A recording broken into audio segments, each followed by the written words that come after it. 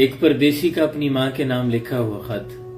अम्मा, आपके बेटे का मनी ऑर्डर आया है। डाकिये ने अम्मा को देखकर साइकिल रोकते हुए कहा। अम्मा की बूढ़ी आंखें चमक उठी, जो ऐनक उतार के साफ करते हुए साफ साफ नजर आ रही थी। बेटा, जरा पहले मेरे लाल से मेरी बात करवा दो। अम्मा ने उम्मीद भरी नजरों से डाकिये की तरफ देखा, लेकिन उसने अम्मा को टालने की कोशिश की।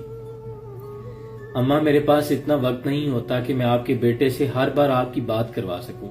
मुझे और भी बहुत सारे लोगों के खतूत और पैगामात पहुंचाने होते हैं। डाकिया अम्मा को अपने वक्त की अहमियत और खुद की मसरूफियात की दलील देने लगा, लेकिन बूढ़ी अम्मा पर इसकी बातों का कोई असर न हुआ। उन्होंने किसी बच्चे की तरह जिद और इसरार करना शुरू कर दिया।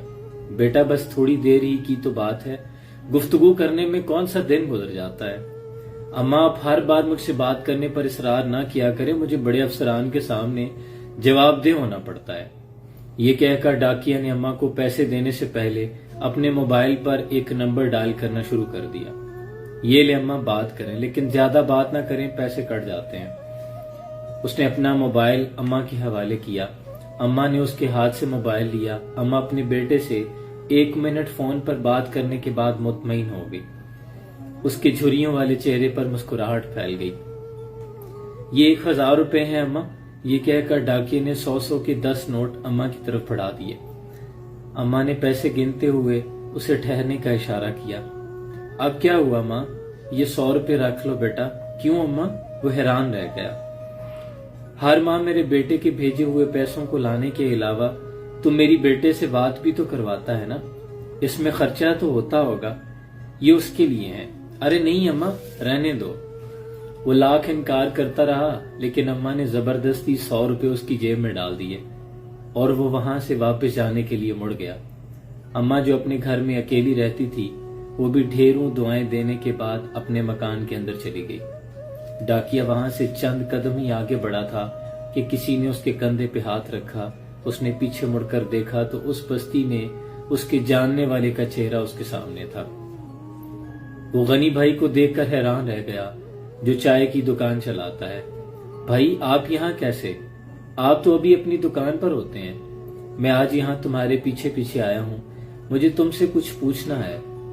गनी भाई की नजरें डाकिया के चेहरे पर जमी हुई थी। हाँ पूछो भाई। भाई, हर महीने ऐसा क्यों करते हो? मैंने क्या किया भाई? डाकिया गनी भाई की सवालिया नजरों का सामना करते हुए थोड़ा सा घबरा गया। हर माह तुम अपनी जेब से पैसे उस अम्मा को भी देते हो, मुझे भी कहते हो कि मैं उनसे उनका बेटा बनकर फोन पे बात करूं। ऐसा क्यों? मैं बहुत दिनों से मुगालते में हूं, मुझे आज इस पहेली का हल बताओ। गनी भाई का सवाल सुनकर डाकिया कुछ देर तक हिचकिचाता रहा, जैसे अचानक कोई बड़ा झूठ पकड़ा गया हो, लेकिन अगले ही लम्हे उसने वजाहत कर दी। मैं ये पैसे उनको नहीं देता, अपनी माँ को देता हूँ। डाकिया की बात सुनकर गनी भाई हैरान रह गया। मगर ये तुम्हारी माँ कैसे हो सकती है? जहां तक मैं जानता हूँ तुम्हारी माँ का तो इंतकाल हो चुका है। हाँ, वही तो बता रहा हूँ। डाकिया गनी भाई की तरफ देखते हुए बोलने लगा। इन अम्मा का बेटा कहीं बाहर कमाने गया था। हर माह अपने अम्मा को 1000 रुपए का मनी ऑर्डर भेजता था, लेकिन एक दिन मनी ऑर्डर के बजाय उसके बेटे के एक दोस्त का अम्मा के नाम खत आया। उस खत में लिखा था कि उनका बेटा इन्फेक्शन की वजह से जान की बाजी हार गया है, वो अब नहीं रहा। फिर क्या हुआ भाई? गनी भाई का तजस्सुस दुगना हो गया, लेकिन डाकिया ने अपनी बात पूरी कर दी। उन अम्मा को बताने की मुझ में हिम्मत नहीं थी, जो हर माँ रुपयों से ज्यादा अपने बेटे की खैरियत की उम्मीद रखती है। मैं हर माह उनका मनी ऑर्डर लाता हूँ और तुम्हें उनका बेटा बनाकर बात भी करवा देता हूँ। उनका बेटा तो जिंदा नहीं रहा, लेकिन मैंने एक माँ का भरम जिंदा रखा है। मैं भी अपनी अम्मा को हर माह 1000 रुपए भेजता था, लेकिन जैसा कि तुम जानते हो, मेरी माँ का भी इंतकाल हो चुका है। अब अम्मा भी कहाँ है?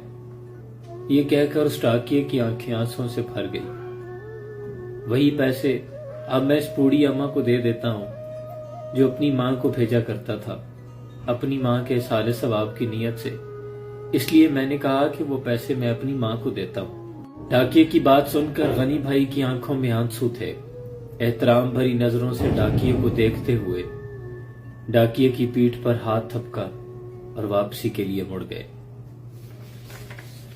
خدا کے بندے تو ہیں ہزاروں، بنوں میں پھرتے ہیں مارے مارے، میں اس کا بندہ بنوں گا جس کو خدا کے بندوں سے پیار ہوگا۔ آپ کی زندگیوں میں اگر اندھیرے بڑھنے لگیں تو چپکے سے کسی پیاسے دیے میں تیل بھرایا کریں۔ یقین سے کہتا ہوں آپ کی زندگیوں میں کبھی اندھیرے نہیں ہوں گے، روشنیاں خود آپ کا پیچھا کریں گی۔ اللہ آسانیاں حاصل اور تقسیم کرنے کا شرف عطا فرمائے۔ سلام پہنچے۔